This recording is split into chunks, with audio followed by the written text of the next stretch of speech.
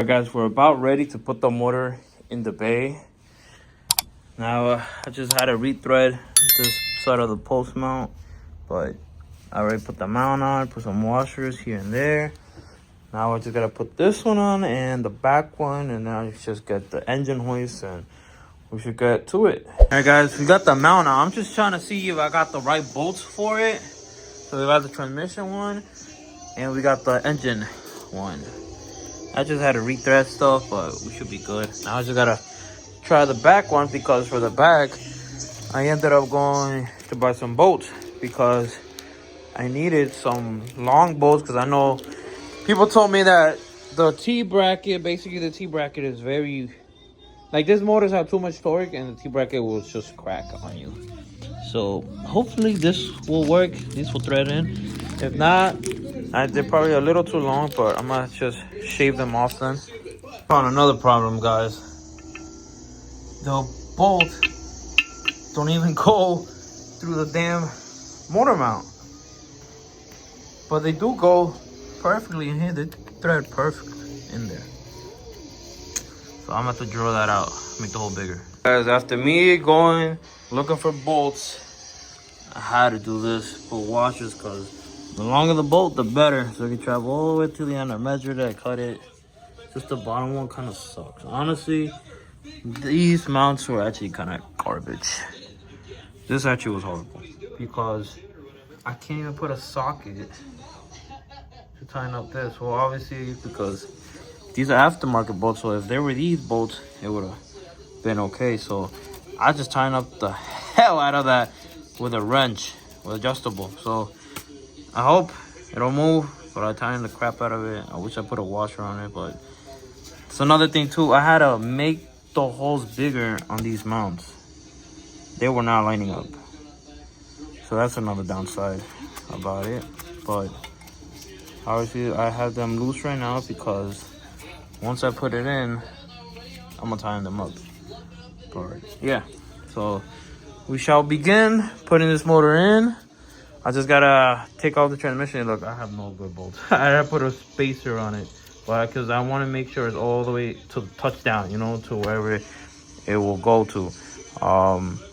But yeah, we're about to put the motor in. Let's see how this goes. That I'm gonna take it off because it's not gonna go on with that one. I doubt it's gonna go on with that one too, but the goal is to at least line up this one and that one.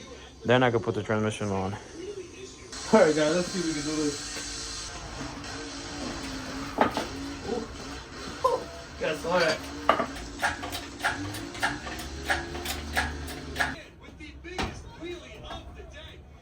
So I just ran to a crazy ass problem right now. I'm putting the mount on. I'm about to put the motor in.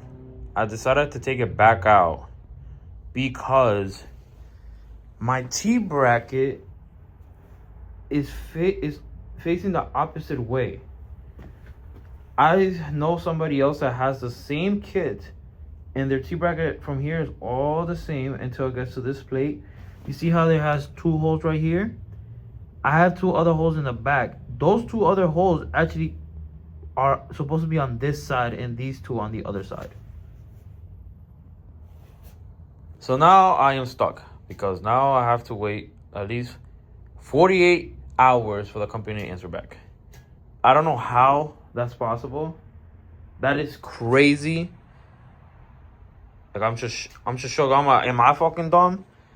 I literally am facing this thing the opposite way, but you see that it goes to there, there, there, and there.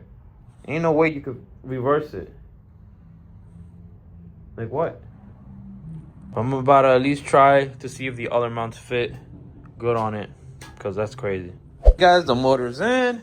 I got only the side mounts on. T-bracket mount gave me an issue. It's a whole problem that I don't know the manufacturer's problem, but yeah, it has to be. But the plate is facing upside down. I don't know how you can mess that up. Or this mount is for another car. But I know somebody that has the same mount, and he showed me the mount. It measures the same thing, except this plate is facing the opposite way. These two holes are supposed to be on this side, and these two holes are on this side.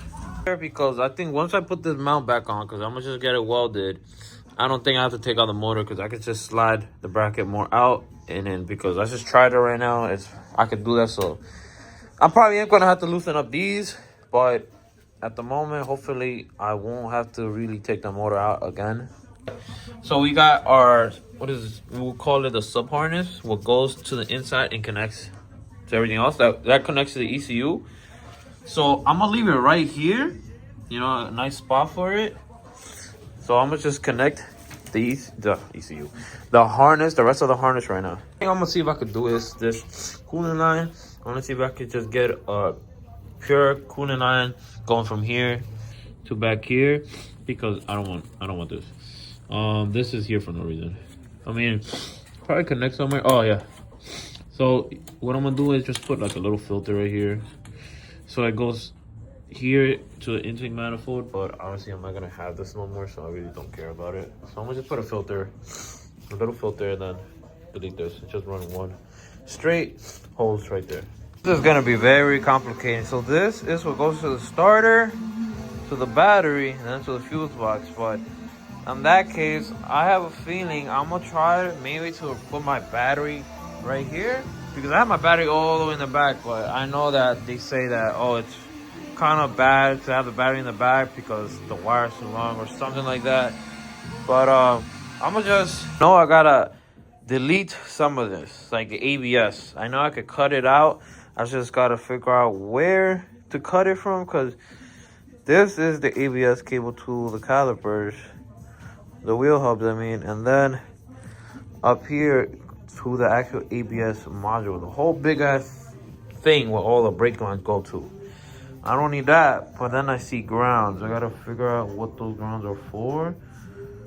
Or I'm gonna just cut that and leave the grounds. Cut that, leave this whole wire for those grounds. We'll make those grounds shorter. Then this part goes to the fuse box. That part, I don't think I have to cut anything. I'm gonna just have to figure out how to have. So this is the fuse box for the outside of the engine, and then I have a fuse box right there for the interior. Because I'm gonna see how to wire this up to work with my cluster. Because I don't want to put the TL cluster. I want to have my cluster on. So I'm gonna have to see how to do that.